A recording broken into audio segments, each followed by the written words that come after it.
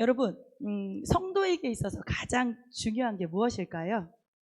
우리 하나님 믿는 자들에게, 성도에게 가장 중요한 것은 무엇일까요? 바로 하나님의 말씀이겠죠. 아멘. 하나님의 말씀이 우리 성도에게 있어서 가장 중요합니다. 아멘. 그런데 이 성경은 뭐로부터 시작하냐면요, 우리 창세기에 보면은 아담과 하와가 선악과를 따먹고, 이 아담과 하와가 선악과를 따먹으로 인해서 인간 안에 죄가 들어오는 것부터 시작해요. 그래서 사람 안에 죄성이 들어왔어요. 그래서 죄성이 들어온 아담과 하와는 그때부터 하나님과 관계가 깨어지고 영이 죽고 낙원에서 쫓겨나고 죽을 수밖에 없고 지옥 갈 수밖에 없게 전락해 버린 거예요. 그런데 이 죽을 수밖에 없는 이 아담과 하와에게 하나님이 가죽옷을 지어 입히시면서 쫓아내심으로 아담과 하와를 죄를 용서해 주셨어요. 그래서 아담과 하와는 죄영서는 받았지요. 그리고 이제 죄용서 받은 아담과 하와에게 남아있는 게 있어요. 그게 뭐냐면 여전히 선악과를 따먹을 때 들어왔던 마음속의 그 죄성, 죄를 지으려는 마음을 끊어내지 못하잖아요. 왜냐하면 죄의 싹은 사망이고 죄를 짓는 자마다 마귀에게 속한다고 했기 때문에 마귀는 끊임없이 아담과 하와가 죄를 짓도록 유혹하거든요. 그래서 아담과 하와는 그 부분을 스스로 해결할 수 없었어요. 그때 하나님께서 아담과 하와에게 방법을 알려주신 것 같아요. 창세기에 보면 하나님께서 이미 창세기 1장에 안식일을 지정하셨잖아요. 아담과 하와에게 쫓아내시면서 너는 죄성을 가지고 있으니까 죄를 지을 수밖에 없는데, 근데 만약에 네가 나가서 살다가 죄를 지으면 이렇게 정결한 짐승을 잡아서 번제를 드려라 라고, 어떻게 하면 죄 지은 인간이 하나님과 다시 어렵지만 관계할 수 있는지를 하나님이 알려주셨어요. 그래서 사실은 아담과 하와는 죄성을 누르려고 죄를 지을 때마다 뭐 소나 양이나 염소나 비둘기 같은 정결한 짐승을 잡아서 그 짐승에게 자기 죄를 전가하고 그 짐승을 자기 대신 죽임으로 인해서 간신히 하나님의 은혜를 누리며 죄 용서를 받고 넘어가고 죄에서 넘어가고 이런 생활을 하고 있었고, 사실은 아담과 하와의 자식들인 가인과 아벨도 아버지로부터 그렇게 예배드리는 것을 배웠다고 할 수 있어요. 어느 날 아담과 하와의 아들이었던 가인과 아벨이 하나님 앞에 번제를 드렸어요. 예배를 드리는데 하나님께서 형 가인의 예배는 받지 않으시고 아벨의 예배만 불이 내려와서 예배를 연락하신 거예요. 이거를 보고 우리는 무엇을 깨달아야 할까요? 여러분, 이 아담과 하와의 자식인 가인과 아벨의 예배를 통해 하나님이 우리에게 하고자 하시는 말씀이 있어요. 그게 바로 뭐냐면, 오늘날 지금 저와 여러분이 우리도 하나님이 받으시도록 지금 예배하고 있지만 우리 예배드리는 이곳에 하나님이 예배를 받으시는 분이 있고 또 예배를 받지 않으시는 분도 있다는 것을 기억하라는 거예요. 그래서 항상 예배의 자리에 나올 때는 여러분, 두렵고 떨림으로 하나님, 내 예배에 불이 내리게 해주세요. 아멘. 내 예배를 연락해 주세요. 아멘. 그런 마음으로 오셔야지, 찬양할 때부터 이렇게 오셔가지고 찬양 시작부터 혼수 상태에 들어가셔가지고 말씀 끝날 때 이렇게 기분 좋게 가시고 그러시면 하나님이 사실 그 예배를, 여러분은 속 시원하게 난 오늘 예배 갔다 왔다 이렇게 느끼지만 하나님이 그 예배를 받으셨다고 생각하기에는 조금 어려움이 있습니다. 어쨌든 가인과 아벨의 예배 중에 하나님은 아벨의 예배만 받으셨어요. 그럼 왜 아벨의 예배만 받으셨을까요? 창세기에 보면, 히브리서 11장 4절에 보면 이렇게 얘기해요. 믿음으로 아벨은 가인보다 더 나은 제사를 하나님께 드림으로 의로운 자라 하는 증거를 얻었으니 하나님이 그 예물에 대하여 증언하심이라. 아멘. 아멘. 아벨의 예배는 믿음이 있었대요. 그리고 그 믿음을 어떻게 할 수 있었냐? 아벨이 믿음으로 예배드린 걸 우리가 어떻게 할 수 있어요? 라고 했을 때 하나님이 아벨이 준비한 그 예물, 정결한 짐승, 그 예물에 대해서 하나님이 믿음이 있었다 이렇게 인정해 주셨다고 히브리서는 정하고 있어요. 그래서 아벨의 예배는 믿음으로 드린 예배였다 이렇게 하는 것밖에 방법이 없지요. 이제 가인은 자기 예배가 연락되지 않자 마음에 분노가 일어나기 시작했어요. 그래서 막 혈기분노가 일어나고 씩씩거리고 있으니까 누가 봐도 화났어. 그러니까 하나님께서 가인에게 찾아가셔서 말씀하세요. 야, 가인아, 죄가 너를 원하나 너는 죄를 다스릴지니라 라고 하면서 네 안에 지금 분노가 올라오지, 화가 올라오지, 그런데 그 죄를 다스려라 라고 엄하게 경고하셨어요. 그런데 가인은 이 하나님의 말씀을 무시해버려요.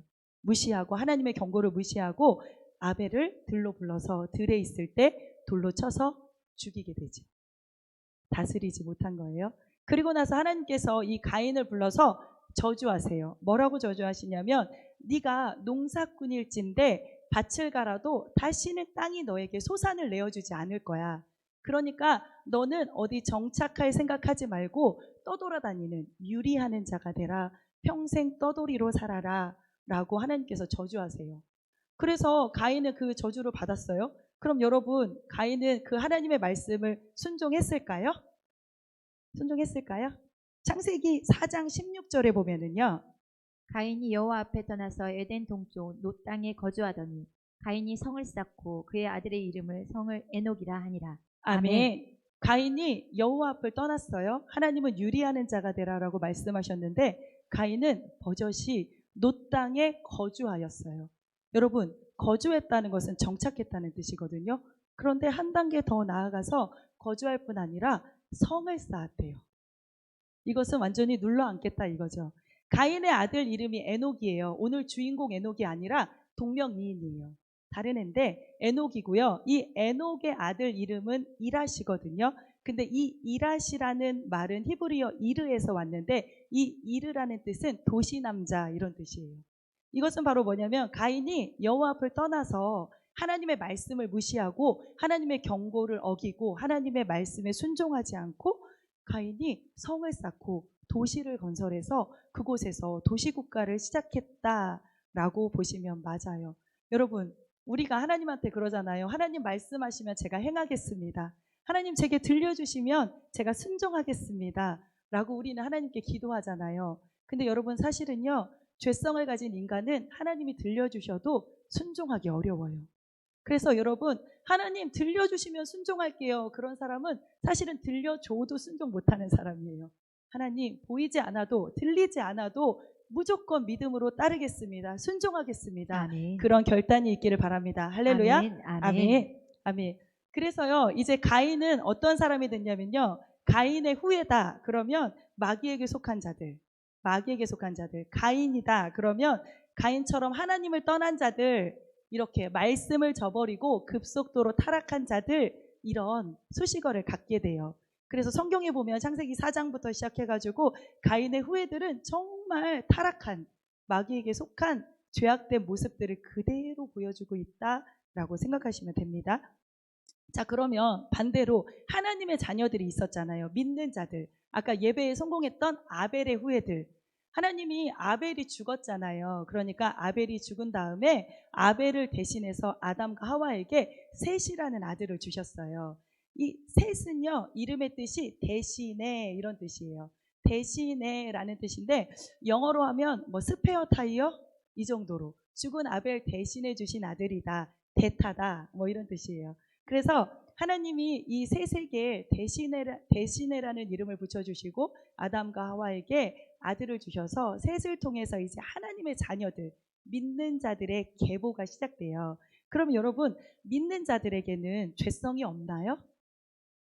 있지요, 죄성이. 왜냐하면 선악과를 따먹고 나서 모든 인류에게 죄성이 들어왔잖아요. 그래서 믿는 자들 속에도 하나님의 자녀들 속에도 죄성이 있단 말이에요. 그런데 우리 믿는 자들은 날마다 하나님의 은혜로 우리 죄성을 예배드리면서 누르면서 가는 거예요. 할렐루야. 아멘. 우리 안에도 죄성이 있지만 우리도 잠깐 하면 마귀에게 끌려갈 수밖에 없지만 우리는 날마다 하나님이 은혜를 부어주셔서 예배함으로 우리 죄성을 누르면서 살고 있는 거예요.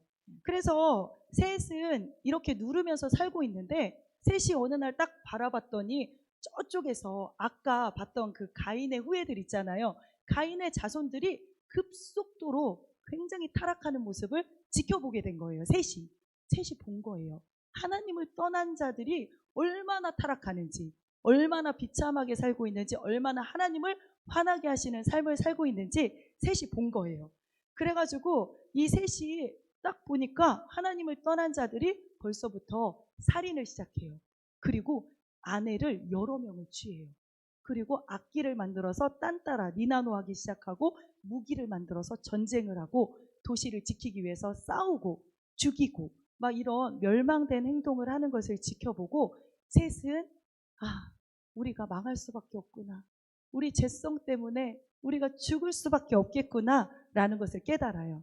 그래서 그때 셋이 아들을 낳았거든요. 그래서 셋이 아들을 낳고 셋이 그 자기 아들의 이름을 에노스라고 부르기 시작합니다. 에노스라는 말의 뜻은요. 에노스는 원어 아나시에서 왔거든요. 이 에노스의 이름이 뜻이 무엇일까요? 병들 것, 죽을 것, 약할 것, 망할 수밖에 없는 것, 이런 뜻을 가지고 있어요. 셋은 급속도로 타락해가는 가인 족속을 보면서 자기도 죄성이 있지만 꾹꾹 누르면서 은혜하면서 예배하면서 살고 있는데 저 사람들이 너무 급속도로 타락하는 것을 보면서 우리는 죽을 수밖에 없구나, 우리는 약하구나, 우리는 망할 수밖에 없구나, 이것을 깨달은 거예요. 그래서 그때에 아들을 낳았는데 그 아들 이름을 에노스, 약할 것, 병들 것, 죽을 수밖에 없는 것, 하나님 우리를 불쌍히 여겨주세요. 하나님 은혜 없이는 우리 이 죄성을 누르고 살 수 없어요 라고 고백하면서 그때부터 창세기 4장 26절에 보면 셋도 아들을 낳고 그의 이름을 에노스라 하였으니 그때의 사람들이 비로소 여호와의 이름을 불렀더라. 아멘. 딱 예배하는 모드로 들어갑니다. 내가 죽을 수밖에 없다는 걸 알았을 때, 내가 망할 수밖에 없는 것, 병들어 죽을 수밖에 없다는 것, 연약하다는 것을 깨달았을 때 사람들은 하나님을 찾게 돼 있잖아요. 셋은 그때부터 더 열심히, 하나님의 자녀들은 더 열심히 하나님을 붙듭니다. 그리고 예배하며 여호와의 이름을 부르게 된 거예요. 아멘. 믿음의 자리를 지켜나가게 된 거예요. 아멘. 자, 여러분, 이렇게 해서요, 그 아까 가인의 계보를 이어가는 급속도로 타락한 사람들을 잠깐 잊어버리고 이제 셋의 후예들을 한번 살펴볼게요. 오늘 주인공 에녹 있잖아요. 이 에녹은 하나님의 자녀들, 믿는 자를 대표하는 아담 밑에 셋의 계보에서 일곱 번째 아들이에요. 그래서 아담의 7대 손이라고 불러요. 오늘 주인공 이 아담의 7대 손 에녹에 대해서 성경 창세기 5장 24절은 이렇게 얘기해요. 에녹이 하나님과 동행하더니 하나님이 그를 데려가심으로 세상에 있지 아니하였더라. 아멘. 아멘. 에녹이 하나님과 동행하더니 믿는 자들의 대표격인 아담의 7대 손 에녹이 하나님과 동행하더니 얘가 하나님이 데려가셔서 세상에 있지 아니하더라 라고 표현해요. 여기서 하나님과 동행했다 할 때 이 동행은 히브리어로 할라크예요. 할라크. 이 할락은 무슨 의미를 갖고 있냐면요. 영어의 walk인데요. 걷는다. 같이 걷는다. 이런 의미를 가지고 있어요. 그래서 에녹이 하나님과 동행했다. 이거는 에녹이 하나님과 같이 걸었다. 함께 걸어갔다라고 생각하시면 돼요. 자, 여러분, 그러면 만약에 하나님이 사람과 사람이 같이 걷는다. 그러면 손잡고 뭐 같이 걷든지 얘기하면서 같이 걸으면 되잖아요. 여기부터 저기까지 같이 걸어가면 되잖아요. 그런데 에녹이 하나님과 같이 걸었대요. 하나님은 몸이 없으시잖아요. 영이시잖아요. 영적인 존재인 하나님과 어떻게 함께 걸을 수 있어요? 어떻게 걸어갈 수 있어요? 어떻게 걸을까요? 그것은 바로 뭐냐면요. 하나님께 물어봤다라는 의미예요. 하나님께 물어보고 같이 갔다라는 의미, 걸어갔다는 의미가 아니라, 그래서 아모스 3장 3절에 보면 이렇게 얘기해요. 두 사람이 뜻을 갖지 않은데 어찌 동행하겠으며. 아멘. 동행한다는 것은 함께 걸어간다는 뜻인데, 함께 걸어가려면 먼저 뭐가 돼야 되냐면 뜻을 같이 해야 된대요. 뜻을 같이 하지 않으면, 의합하지 않으면 절대로 같이 동행하지 못한다고 아모스 선지자는 우리에게 경고해요. 이건 바로 뭐냐면 하나님과 뜻을 같이 하고 하나부터 열까지 하나님께 물어보는 거예요. 하나님, 이거 할까요? Yes. 어떻게 할까요? 무엇으로 할까요? 누구랑 할까요? 언제 할까요? 하나님께 하나부터 열까지 다 물어보기 시작했다는 거예요. 하나님께 물어보고 하나님이 하라고 하면 하고 하나님이 하지 말라고 하면 멈추고, 에녹은 이렇게 하나님과 동행했대요. 하나님과 뜻을 같이 했대요. 그러면서 하나님을 기쁘시게 했다고 하거든요. 자, 여러분, 그러면 에녹이 언제부터 하나님과 동행했을까요? 에녹이 태어날 때부터 응애하고부터 하나님과 동행했을까요? 아니겠지요. 에녹이 언제부터 동행했냐면요. 창세기 5장 21절부터 22절에 나와요. 에녹은 65세에 무드셀라를 낳았고 무드셀라를 낳은 후 300년을 하나님과 동행하며 자녀를 낳았으며. 아멘. 아멘. 에녹도요. 65세까지는 자기 마음대로 살았대요. 물어보지 않고 살았거든요. 그런데 65세가 되었을 때 무두셀라라는 아들을 낳았어요. 근데 그 65세가 되었을 때 그 무두셀라를 낳고 나서 그때부터 300년 동안 하나님과 동행하며 자녀를 낳았더라라고 성경은 말씀하고 있어요. 아멘. 여러분, 에녹이 무두셀라를 낳기 전까지는 자기 마음대로 살았는데 무두셀라를 낳고 나서 왜 180도 달라져서 갑자기 하나님께 동행하기 시작했을까요? 왜 그랬을까요? 65세에 무슨 일이 있었을까요? 이게 유다서에 나와요. 그래서 유다서 1장 14절부터 15절에 보게 되면 아담의 7대손 에녹이 이 사람들에게 대하여도 예언하여 이르되 보라 주께서 수만의 거룩한 자와 함께 임하셨나니 이는 무사람을 심판하사 모든 경건하지 않은 자가 경건하지 않게 행함 모든 경건하지 않은 일과 또 경건하지 않은 죄인들이 주를 거스려 한 모든 완악한 말로 말미암아 그들을 정죄하려 하심이라 하였느니라. 아멘. 아멘.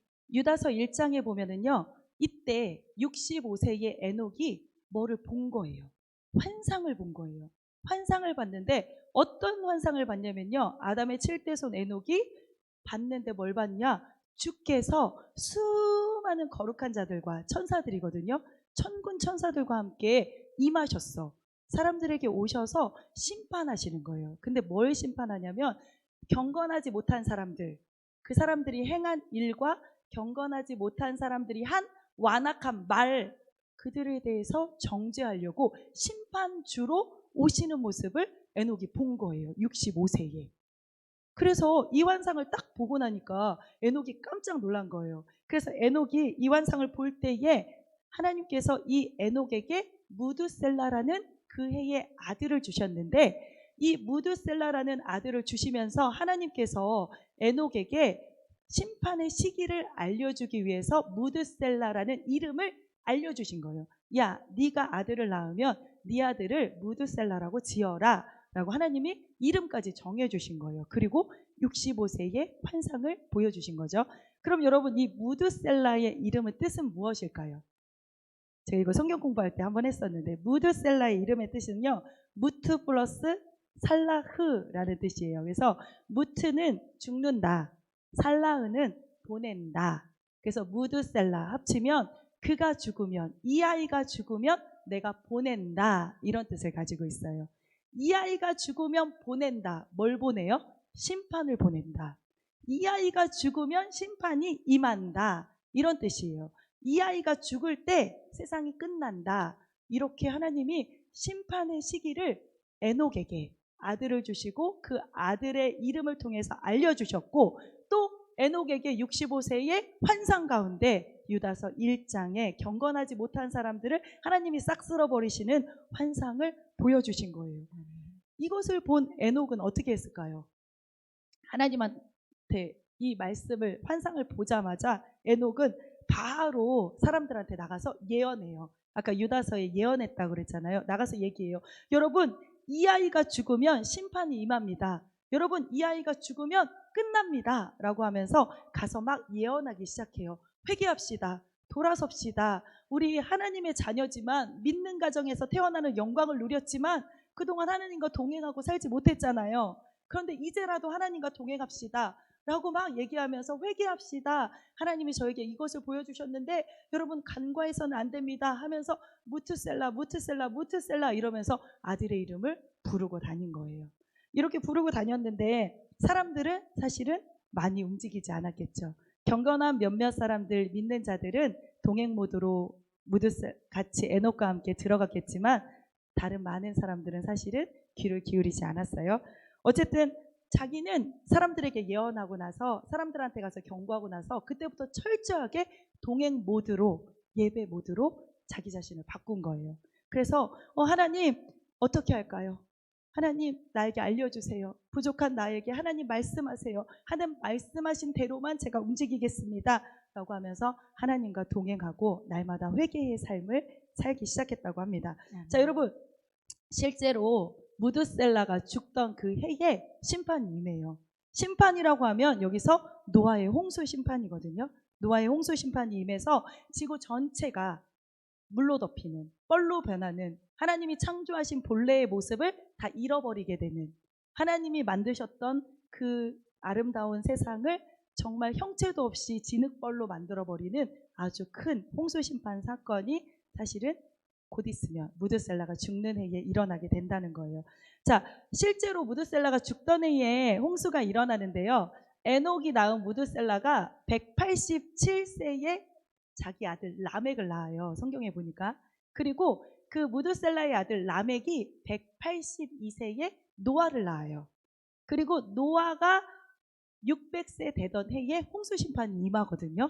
자, 그러면 성경대로 따져보면 무드셀라가 187세에 라멕을 낳았잖아요. 그리고 라멕이 182세에 노아를 낳았어요. 그럼 라멕이 노아를 낳았을 때 무드셀라는 몇 살이에요? 369세. 똑똑해요, 여러분. 자, 369세죠. 그런데 369세 되었던 에녹에게 600년 후에 노아 600세 되던 해에 홍수가 임하니까 600을 더하면 그때 무드셀라 나이가 몇 살이에요? 969세. 그래서 창세기 7장에 보면 노아 600세 되던 해에 홍수가 임한다고 했고 무드셀라 그 나이는 969세. 무드셀라가 죽던 해. 그러니까 홍수가 임하기 바로 직전에 무드셀라가 죽었다라고 생각하시면 돼요. 에녹도 처음에는 지 마음대로 살았어요. 그런데 무드셀라라는 경고를 하나님께 받고 나서 그리고 나서 유다서로 예언을 하고 그때부터 자기는 딱 하나님과 동행하는 모드로 들어갔다라고 생각하시면 돼요. 여러분, 그러면 여러분 무드셀라가 성경에서 가장 오래 산 사람이 누구예요? 우리 성경 퀴즈 때 많이 하잖아요. 그러면 무드셀라요. 몇 살 살았어요? 969세요. 많이 하잖아요. 무드셀라는 가장 오래 살았어요. 성경에서 무드셀라만큼 오래 산 사람이 없어요. 거의 1000년 가까이 살았잖아요. 그러면 무드셀라가 왜 가장 오래 살았을까요? 이제 아시겠죠? 하나님은 심판을 더디하고 싶으셨던 거예요. 하나님은 하나님이 만드신 아름다운 지구를 뻘로 만들고 싶지 않았던 거예요. 하나님은 하나님이 만드신 이 보이는 세상을 홍수로 멸하고 싶지 않으셨던 거예요. 그래서 막 에녹을 통해서 환상을 보여주시고 가서 회개해라 막 선포하면서 돌아오기를 바뀌기를 원하셨지만 사람들은 사실은 하나님의 그 말씀에 반응하지 않았죠. 우리가 담임 목사님께 늘 배우잖아요. 말씀은 듣는 것이 중요한 것이 아니라 말씀에 반응하는 것이 더 중요하다. 말씀대로 살아내는 것이 더 중요한데 그때 사람들은 이 무드셀라의 예언을 받았지만 에녹처럼 동행하지는 못했던 거예요. 자, 어쨌든 이렇게 해서 지구는 홍수 심판이라는 아주 무시무시한 심판을 겪게 되는데요. 창세기 6장에 보면 이 홍수 심판의 원인을 이렇게 얘기해요. 6장 1절부터 2절에 보면 사람이 땅 위에 번성하기 시작할 때 그들에게서 딸들이 나서 하나님의 아들들이 사람들의 딸들의 아름다움을 보고 자기들이 좋아하는 모든 여자를 아내로 삼은지라. 아멘. 아멘. 홍수 심판의 원인을 창세기 6장에 뭐라고 얘기하냐면요. 하나님의 아들들이 사람의 딸들의 아름다움을 보고 자기들이 좋아하는 모든 여자를 아내로 삼는지라. 이게 홍수 심판의 원인이다라고 6장은 시작하고 있거든요. 그리고 이제 6장에 이제 노아가 막 방주 만들고 막 이런 이야기가 나올 거예요. 자, 그러면 여러분 이게 왜 이렇게 심각한 일일까요? 하나님의 아들들은 아까 우리가 살펴본 아담, 셋, 에노스, 게남, 마할랄렛, 야렛 얘네들 있잖아요. 에노, 무드셀라 뭐 얘네들이 하나님의 아들들이에요. 자, 그럼 이 하나님의 아들들, 하나님의 자녀들, 믿는 자들이 사람의 딸들의 아름다움을 보고 아내를 삼았다고 했어요. 그러면 사람의 딸들은 누구일까요? 사람의 딸들은 아까 우리가 잠깐 잃어버렸던 성을 쌓고 말씀을 무시하고 지네끼리 지금 모여서 살고 있는 누구? 가인의 후예들. 가인의 후예들은 사람의 딸들이에요. 이 가인의 후예를 대표하는 사람이 라멕이라는 사람인데 노아의 아버지 라멕은 아니에요. 동명이인 라멕이라는 사람이 있는데 이 사람을 잠깐 소개하자면 성경에 이 라멕이 어떤 사람으로 등장하냐면요. 나이는 가인의 후예 중에 가인의 7대 손이야. 가인 자손의 7대 손이야. 그러니까 나는 안 믿는 사람을 대표해. 그런데 나는 힘이 세, 돈도 많아, 아주 무시무시한 사람이야. 그래서 내가 지나가는데 어떤 소년이 나를 쳤어. 그래서 화나서 난 걔를 죽였어. 이렇게 자기가 살인한 것을 자랑하는 사람이에요. 또 이 라멕은 어떤 사람이냐면 얼마나 타락했냐면요. 아내를 많이 두었거든요. 아내를 많이 두었는데 아내 이름이 2명이 나와요. 그 라멕의 아내 중에 첫째 부인은 아다예요. 아다. 근데 이 아다라는 이름의 뜻이 뭐냐면 방울로 장식한 여자 이런 뜻이에요. 방울로 장식했다는 건 뭐냐면 액세서리를 주렁주렁 하고 다닌다는 뜻이에요. 그러니까 뭔가 막 치장하는 여자를 뜻하는 말이 아다거든요. 그리고 두 번째 부인의 실라인데요. 이 실라는 무슨 뜻이냐면 머리가 찰랑거리는 긴 머리를 가진 여자 뭐 이런 뜻이에요. 그래서 머리가 찰랑거린다는 것은 그때 당시에 그 나라에서는 좀 어려워요. 왜냐하면 약간 곱슬이에요. 그래서 우리나라도 왜 조금 곱슬이면 막 스트레이트 파마 해가지고 막 매직해서 다 쫙쫙 피잖아요. 근데 그때는 뭐 매직기가 있는 것도 아니고 머리를 찰랑거리게 쫙쫙 피고 이렇게 긴 머리를 휘날리고 다니려면 고급 기름을 발라서 얼마나 돈을 처발라야지 머리를 쫙쫙 피고 찰랑거리면서 다녔겠어요. 그래서 신라는 머리에 돈 들이는 여자 뭐 이 정도 생각하시면 돼요. 그리고 그 신라의 딸이 있었어요. 근데 그 신라의 딸 이름이 나아마예요. 근데 이 나아마의 이름의 뜻은 기쁨이란 뜻인데 기쁨이 그냥 기쁨이 아니라 하나님의 기쁨이면 좋을 텐데 사람을 기쁘게 하는 여자 이런 뜻이에요. 지금 말하면 뭐 기쁨조죠 뭐. 그러니까 남자를 기쁘게 하는 여자, 남자를 잘해주는 여자 뭐 이런 뜻이에요. 약간 애완견처럼 이렇게. 여러분 하나님이 아내를 주실 때 창세기에 보면 아내를 주실 때 아담에게 하와를 뭐라고 소개하세요? 너의 돕는 배필이다. 너의 동역자다. 라고 소개해 주셨거든요. 그런데 급속도로 타락한 가인의 후예들은 아내를 동역자가 아니라 쾌락의 도구, 이미 쾌락의 도구로 보고 있어요. 그리고 하나님은 한 남자가 한 여자만 취할 수 있다고 아담에게도 하와만 주셨는데 그때부터 가인의 후예들은 여러 여자들을 내가 능력 있는데 내가 돈 있는데 내가 왜 여러 여자를 취하지 않을 수 있어? 이러면서 여러 여자를 취하고 급속도로 타락해 갔어요. 여러분 그 람에게 자식들이 있는데 첫째 자식은 야발이고 둘째 자식은 유발이고 또 셋째 자식은 막 두발 가인이고 막 이래요. 그런데 그 야발은 목축하는 자 이런 뜻이에요. 그게 뭐냐면 사업가. 우리는 짐승을 키우는 목적이 정결한 짐승으로 하나님께 예배하려고 원래 가축을 키우잖아요. 집짐승이라고 창세기에 말하고 있는데 근데 이때부터는 목축을 시작해서 돈을 버는 다양한 짐승을 한꺼번에 키우는 뭐 그런 사람이 조상이 되었고요. 또 유발은 퉁수 잡는 자의 조상이 되었다 그랬는데 그게 뭐냐면 악기 만드는 자라. 그 다음에 두발가인은 날카로운 동철 무기를 만드는 사람. 그래서 이 두발가인에서부터 사실은 전쟁 문화가 시작됐다라고 생각하시면 맞거든요. 이렇게 해서 가인의 후예들은 굉장히 하나님으로부터 멀어져 가고 타락해서 갔는데 이 가인의 후예인 사람의 딸들을 보니까 맨날 치장하고 빚고 막 기쁘게 하고 이러니까 예쁘잖아요.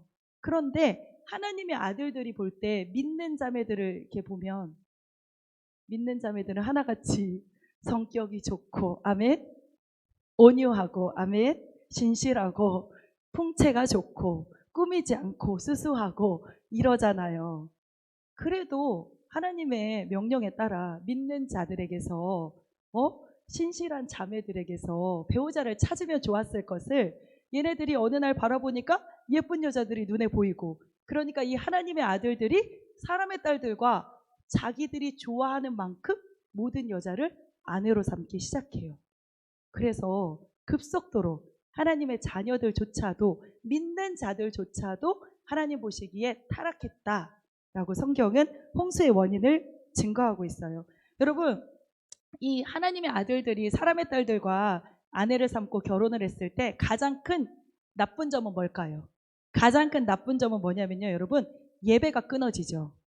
예배가 끊어지죠. 남편이 안 믿는데 내가 원하는 만큼 예배 드릴 수 있어요? 안 되잖아요. 예배가 끊어져요. 예배가 끊어지면 동행이 끊어지죠. 지금 에녹이 무트셀라를 통해서 막 예언하면서 1000년 동안 지켜왔던 믿는 자들의 하나님과의 그 동행이 끊어지기 시작하는 거예요. 자, 여러분, 예배가 끊어지고 동행이 끊어지니까 심판이 오는 건 당연한 거예요. 여러분, 예배가 왜 중요해요? 예배가 왜 중요할까요? 여러분, 죄는 누구나 짓잖아요. 죄 안 짓는 사람 없잖아요. 우리도 날마다 죄를 짓잖아요. 하나님 앞에. 우리가 죄를 지으면 어떻게 해요? 예배에 나오죠. 예배에 나와서 예수 그리스도의 보혈을 의지하죠. 예수님의 피를 발라가면서 예수님 나를 보지 마시고 예수님을 믿는 믿음, 십자가의 보혈을 뿌리고 바르고 덮사오니 주님 나를 불쌍히 여겨주세요. 내 예배를 받으시고 나를 하나님의 자녀로 용서하여 주세요. 이러면서 우리가 믿음의 고백을 하면서 예배의 자리에서 다시 힘을 얻고 다시 용서받고 다시 새 힘을 얻고 밖으로 나가잖아요.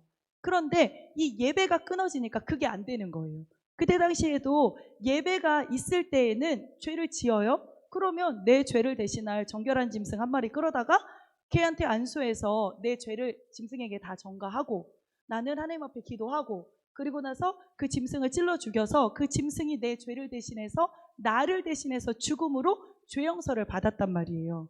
그런데 예배가 끊어지니까 죄가 짐승에게 넘어갈 데가 없잖아요. 죄가 넘어갈 데가 없단 말이에요. 예배가 이렇게 중요해요, 여러분. 그러면 여러분, 내 번제가 끊어지고 제사가 끊어지니까 죄 지은 사람이 죄가 넘길 데가 없잖아요. 넘기지 않잖아요. 그러면 그때부터 어떤 일이 일어나요? 죄 지은 자기가 터져야죠, 하나님 앞에. 자기가 벌을 받아야죠. 자기가 저주의 대상, 사망의 대상이 되어가는 거예요. 그래서 하나님이 온 세상을 심판할 수밖에 없게 된 거죠.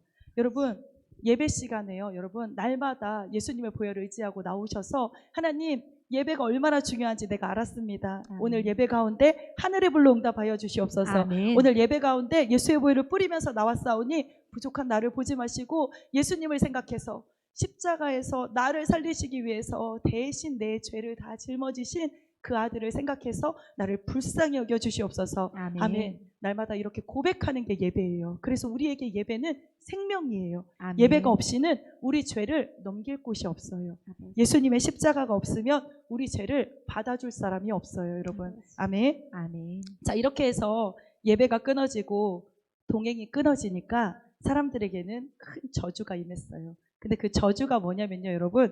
동행이 끊어지니까 하나님께서 성령을 거두셨어요. 창세기 6장 3절에서 4절을 보게 되면 여호와께서 이르시되 나의 영이 영원히 사람과 함께하지 아니하리니 이는 그들이 육신이 됨이라. 아멘. 사람에게 가장 큰 저주가 뭘까요? 성령을 거두신 거죠. 여러분, 그러면 하나님이 성령을 거두신 게 가장 큰 저주라면 우리에게 가장 큰 축복은 뭐가 있을까요? 성령이 임하신 거죠. 예수님이 십자가에서 죽으시고 부활하시고 승천하시고 오순절날 내가 너희에게 약속한 성령을 부어줄 테니까 기다려라 하고 예루살렘에서 마가다락방에서 기도하다가 오순절날 성령이 임한 게 우리에게는 가장 큰 축복입니다. 할렐루야. 아멘. 아멘. 이렇게 성령님은 우리의 모든 것을 다 주관하시고 우리를 도우실 아주 중요한 분이시죠. 아멘. 자, 이렇게 해서 영적인 요소가 끊어지고 성령이 거두어져 가니까 사람은 육체만 남은 거예요. 육신이 되었어요. 이 육신이 되었다는 건 무슨 뜻이냐면요, 우리가 짐승과 다를 게 없다는 거예요. 여러분, 우리가 개나 돼지나 소나 양과 염소와 다를 게 뭐가 있어요? 영이 있는 거잖아요. 그런데 하나님께서 성령을 거두어 가시면 그때부터 우리는 짐승과 다를 바 없는 거예요. 그러니까 우리에게 진노가, 심판이 쏟아지게 되는 거죠. 모든 경건한 사람들도요, 지금 쭉 보니까 처음부터 경건했던 게 아니죠. 처음부터 경건하게 하나님과 동행하고 산 건 아니에요. 그런데 하나님께서 하나님께 돌아오는 특별한 계기를 만들어 주셨단 말이에요. 에노스의 계기, 무트셀라의 계기, 하나님이 보여주시고 특별한 은혜를 베푸신 거예요. 그래서 죄된 속성을 가진 죄악된 인간은 하나님 앞에 스스로 거룩할 수 없고요, 경건하다는 말을 할 수조차 없어요. 그런데 그 경건하지 못한 우리에게 하나님이 은혜를 부으시는 거예요. 아멘. 그래서 하나님의 은혜로 경건한 자들에게 하나님이 하나님께 돌아올 수 있는 어떤 계기를 만들어 주신 거예요. 아멘. 여러분도 하나님이 그 계기를 만들어 주셔서 지금 이곳에 있는 거예요. 할렐루야. 아멘. 아멘. 그리고 여러분의 자녀들에게 하나님께 돌아오는 이 계기가 있기를 축복합니다. 아멘. 여러분은 그것을 위해서 기도해야 돼요. 하나님, 아멘. 내 남편이, 내 자녀가, 우리 부모님이 하나님께 돌아오는 계기가 있게 해 주시옵소서. 아멘. 하나님의 특별한 은혜가 죄성으로 가득한 그들의 영 가운데 찾아가 주시옵소서. 아멘. 이렇게 기도할 수 있는 우리가 될 수 있길 바랍니다. 아멘. 자, 이렇게 해서 하나님과 동행을 하는데요. 여러분, 하나님과 동행할 때 주의해야 되는 점이 한 가지 있어요. 그게 뭐냐면 하나님과 동행할 때 주의해야 되는 점이 미가서 6장 8절에 나와요. 읽어줄까요? 사람아, 주께서 선한 것이 무엇임을 내게 보이셨나니 여호와께서 내게 구하시는 것은 오직 정의를 행하며 인자를 사랑하며 겸손하게 내 하나님과 함께 행하는 것이 아니냐. 아멘. 아멘. 아멘. 동행을 하는데 함께 묻고 걸어가는데 하나님께서 너희에게 원하시는 것이 뭐냐면 정의를 행하며 착하게 살라, 바르게 살라는 뜻이죠. 인자를 사랑하며 서로 사랑하며 살며 겸손하게 하나님과 동행하는 것. 하나님이 동행하는 자들에게, 구원받은 자들에게 원하시는 것은 겸손한 동행입니다. 아멘. 여러분, 동행이 있는데 교만한 동행도 있잖아요. 교만한 동행이 뭐예요? 내 뜻을 딱 박아놓고 내 뜻은 움직이지 않아. 내 뜻은 고정됐어. 고정돼 있고 하나님께 물어보는 거죠. 하나님, 할까요 말까요? 이렇게 물어보는 것이 아니라 내 뜻을 정해놓고 말뚝 박아놓고 하나님 도와주시옵소서. 하나님 도와주실 줄 믿습니다. 내 뜻은 딱 말뚝이야. 안 벗겨. 하나님께 묻지도 않아. 그리고 그냥 무조건 도와주시옵소서. 하나님 안 도와주시면 죽습니다. 막 이러면서 하나님 앞에 협박하며 나가는 거. 내 뜻을 바꾸려 하지 않고 하나님, 내가 원하는 대로 응답하셔야 응답입니다. 내가 원하지 않는 하나님의 방법대로 응답하시면 응답이 아니라고 생각하겠습니다. 이렇게 하나님을 협박하고 나가는 거, 이게 교만한 동행이라고 할 수 있어요. 여러분, 우리 뜻을 십자가 앞에 내려놓고 하나님의 뜻을 구하며 아멘. 물을 수 있는 우리가 되길 바랍니다. 아멘. 우리 아까 인간은 우리가 육신이 됐다고 했잖아요. 그래서 육신이 됐기 때문에요, 귀로 하나님의 음성을 듣겠다? 하나님이 내게 귀로 말씀하셔야 된다? 라고 고집 부리는 거는요, 여러분 굉장히 위험한 생각이에요.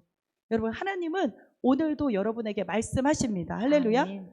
설교 말씀을 통해서 말씀하시고요, 기도할 때에 감동으로 말씀하시고, 속해 나눔하다가 말씀하시고, 옆 사람을 통해서, 남편을 통해서, 여러 가지 환경을 통해서 하나님은 우리에게 날마다 말씀하세요. 아멘. 그런데 우리는 하나님이 우리에게 말씀하고 계시다는 생각을 하지 않아요. 왜? 하나님이 내가 원하는 대로 말씀하셔야 말씀하신 거예요. 그냥 저렇게 하신 말씀은 내게 하신 말씀이 아니에요. 이렇게 받아들인단 말이에요. 이것은 여러분 굉장히 교만한 동행이라고 할 수 있어요. 그래서 여러분, 내 뜻을 내려놓고 하나님의 말씀 가운데 하나님이 내게 주시는 말씀을 듣습니다. 아멘. 하나님, 속회 가운데 나눔을 통해서 하나님이 내게 주시는 말씀을 듣습니다. 아멘. 오늘도 원수 같은 남편이지만 내 남편의 말 속에서 하나님, 나를 고치시고 만지시길 원하시는 하나님의 말씀을 듣습니다. 아멘. 어디서든 하나님의 말씀을 듣는 여러분이 될 수 있길 바랍니다. 아멘. 양은 목자의 음성을 듣는 거예요. 하나님은 우리에게 매일매일 말씀하시고 지금 이 순간도 우리와 동행하시면서 말씀하고 계세요. 아멘. 그것을 놓치지 마시기 바랍니다. 아멘. 여러분, 모세는 모세 오경을 지었어요. 율법을 지었고 출애굽시켰어요. 여호수아는 가나안 7족속과 영적 전쟁을 했어요. 다윗은 하나님의 마음에도 합했고 성전 짓는 준비도 다 마쳤어요. 솔로몬은요, 성전을 지었어요. 대단한 업적을 가진 수많은 구약의 인물들이 있어요. 그런데 에녹은 사실로 별로 한 업적이 없어요. 에녹의 업적은 별로 없어요. 제가 오늘 여러분에게 소개한 창세기, 히브리서, 그 다음에 여기 아까 유다서, 그 정도가 에녹에 대해서 그냥 설명하고 있는 게 다예요. 그런데 하나님은 에녹에 대해서 창세기 5장 24절에 이렇게 얘기하세요. 에녹이 하나님과 동행하더니 하나님이 그를 데려가심으로 세상에 있지 아니하였더라. 아멘. 에녹이 모세도 못한, 솔로몬도 못한, 다윗도 못한 죽지 않고, 죽음은 선악과를 따먹은 인간에게, 모든 인간에게 주신 가장 큰 저주잖아요. 그런데 죽음을 보지 않고 하늘로 올라갔대요. 여기서 하나님이 그를 데려가심으로 할 때 이 데려가신다는 말은 라카으라는 말인데요. 이 라카으는 옮겼다 이런 뜻이에요. 그래서 지상에서 하늘로 올라가게 했다, 옮겨가셨다 이런 뜻이고, 엘리야가 승천할 때도 똑같은 단어가 성경이 딱 2번밖에 안 나와요. 에녹도 죽음을 보지 않고 하늘로 뿅 하고 하나님이 올리셨대요. 뭐 대단하게 한 게 없는데. 그리고 오늘 마무리로 에녹에 대한 최종 결론은 히브리서 11장에 나와 있어요. 히브리서 11장 5절에서 6절에 보게 되면 믿음으로 에녹은 죽음을 보지 않고 옮겨졌으니 하나님이 그를 옮기심으로 다시 보이지 아니하였느니라. 그는 옮겨지기 전에 하나님을 기쁘시게 하는 자라 하는 증거를 받았느니라. 믿음이 없이는 기쁘시게 못하나니 그가 계신 것과 자기를 찾는 이에게 상 주시는 이심을 믿어야 할지니라. 아멘. 아멘. 이게 에녹의 삶에 대한 결론이에요, 여러분. 최종 기록이에요.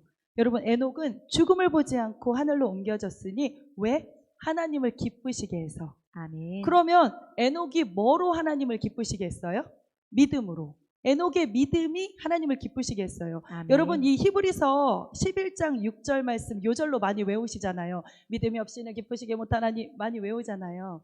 그런데 이 말씀이 에녹에게 한 말씀이라는 걸 아는 사람들은 사실 별로 없어요. 에녹에 대한 말씀이거든요.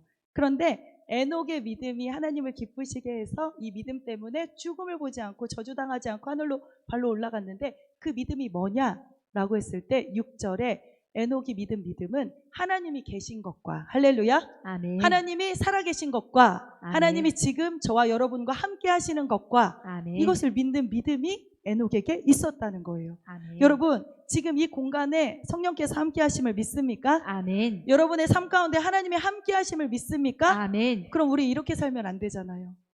좀 더 거룩하게 살아야 되잖아요. 좀 더 신실하게 살아야 되잖아요. 아멘. 좀 더 경건하게 살아야 되잖아요. 아멘. 여러분, 그 믿음이 에녹과 같은 믿음이 있기를 바랍니다. 아멘. 또 하나는 하나님을 찾고 예배하는 자들에게 상 주시는 이심을 믿어야 할지니라. 아멘. 우리가 이 땅에서 사는 삶이 다가 아니잖아요. 우리 죽으면, 우리가 지금 죽는다고 해도 하나님이 예비하신 영원한 천국이 있잖아요. 그 천국에서 우리가 이 땅에서 하나님 앞에 수고하고 애쓴 만큼 하나님이 우리를 향한 상을 준비하셨음을 믿는 믿음. 하나님이 지금 나와 함께 하시고, 하나님이 살아계시고, 아멘. 우리의 모든 것을 보고 계시고, 우리와 동행하시고, 아멘. 그리고 그 하나님이 내가 나중에 죽어서도 바로 눈 감자마자 나에게 의의 면류관을 입혀주시면서 상 주시는 이심을 믿는 믿음. 아멘. 이 믿음이 에녹에게 있었단 말이에요. 아멘. 그렇기 때문에 그 믿음으로 에녹이 죽음을 보지 않고 하늘로 올라갈 수 있었습니다. 여러분 진짜 믿음 있으십니까? 여러분 정말 믿음 있으십니까? 아멘. 그러면 여러분 이 믿음에 맞게 하나님 앞에 더 경건하십시오. 아멘. 이 믿음에 맞게 하나님을 더 기쁘시게 하는 자라는 그런 예배를 드리십시오. 아멘. 우리 예배로 하나님을 기쁘시게 하고 우리 예배와 기도의 눈물로 하나님을 감동시키면, 우리가 하나님과 동행하는 삶을 살면 하나님께서 우리에게 어떤 상을 주실지 기대하면서 날마다 십자가를 지고 의의 길, 믿음의 길, 예배의 길을 가는 저와 여러분 되시기를 축복합니다. 아멘. 기도하겠습니다.